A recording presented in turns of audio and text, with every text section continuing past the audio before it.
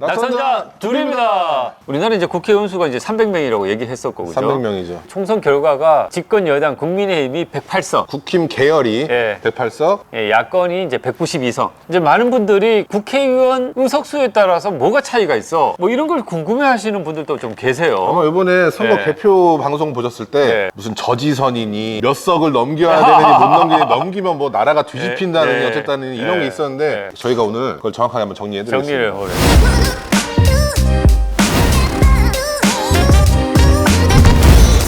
자, 우리가 딱 4가지 테마로 정확하게 말씀을 드리겠습니다. 네네. 빠밤! 빠밤. 자, 첫 번째죠. 예. 동석에서 한 석만 뺏겼을 때입니다. 151대 149석. 솔직히 이런 결과 나오기 어렵죠. 야, 이런 결과도 쉽지 않은 결과이기도 한데. 그러니까 과반을 넘겼냐 안 넘겼냐. 그렇죠. 우리가 총 의석수가 300석이니까 151석이라는 것은 가반을 넘긴 거죠. 네, 과반을 넘겼을 때는 어떤 일이 벌어지나요? 야, 일단은 국회의장을 다수당이 차지하게 됩니다.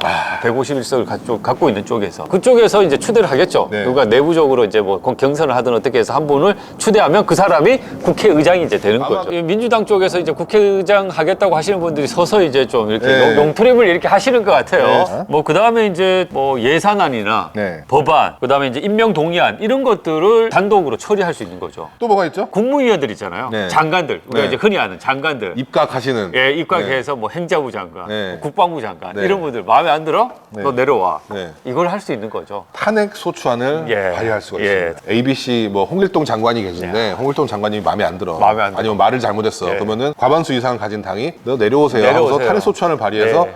그분을 내리냐 안 내리냐 네. 이 도마 위에다 올릴 네. 수 있는 어우, 야. 엄청나게 그러니까 모가지를 쥐고 있는. 네. 자, 두 번째입니다. 빠밤. 빠바. 자, 180대 120.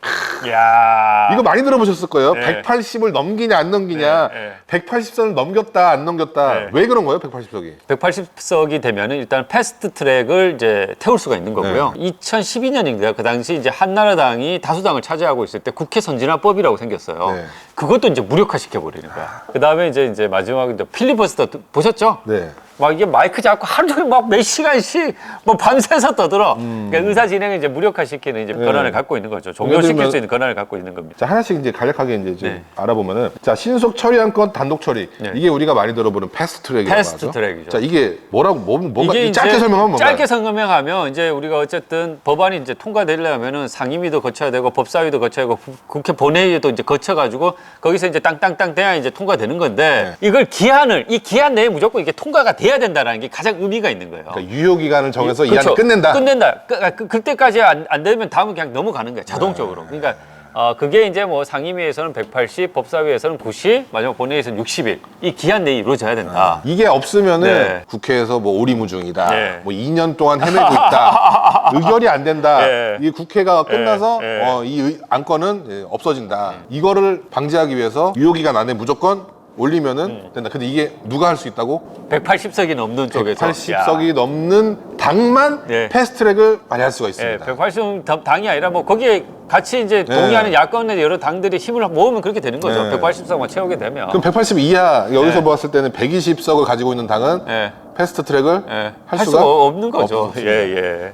잘 기억하셔야 됩니다. 예. 이거 선거 전에 말씀드렸어요.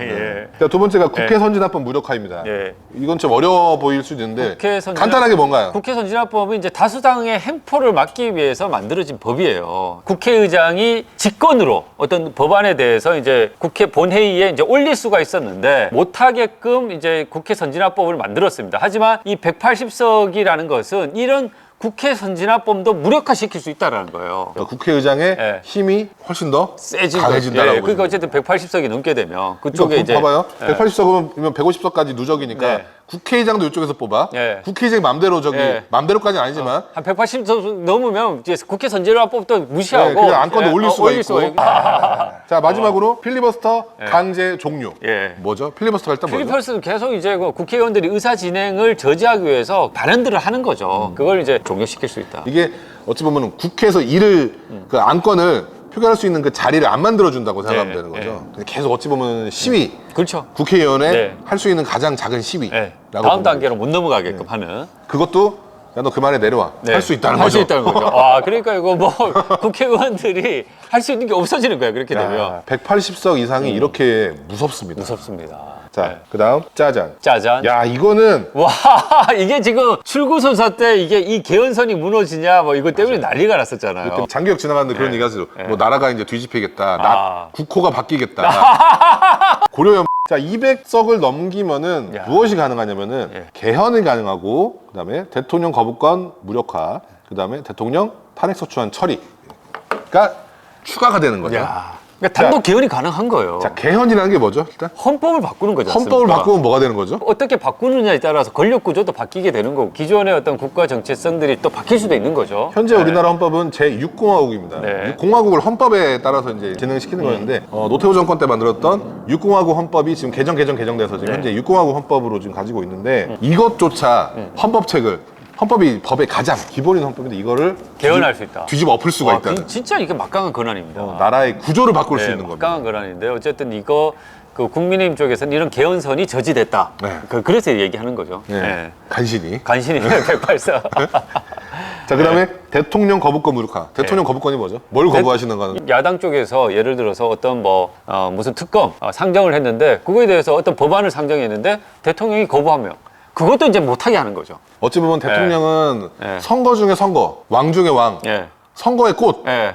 그걸로 당선된 사람이기 때문에 네. 솔직히 대통령의 권한이 많을 수밖에 없어요. 근데 이게 200석이나 넘게 되면 그 권한까지도 무력화시킨다. 200석이 넘으면은 네. 이 200명의 그 한 명의 권한을 네. 이제 공격하기 또 시작하는 무력. 겁니다. 그러니까 뭐 대통령이 할 수 있는 일 자체가 이제 없어지는 거라고 볼 수 있어요. 200석 예. 넘기면 쉽게 얘기해서 나라의 기본 틀을 바꿀 수 있는 개헌이 가능하고 네. 대통령이 싫어해도 네. 왜 싫어?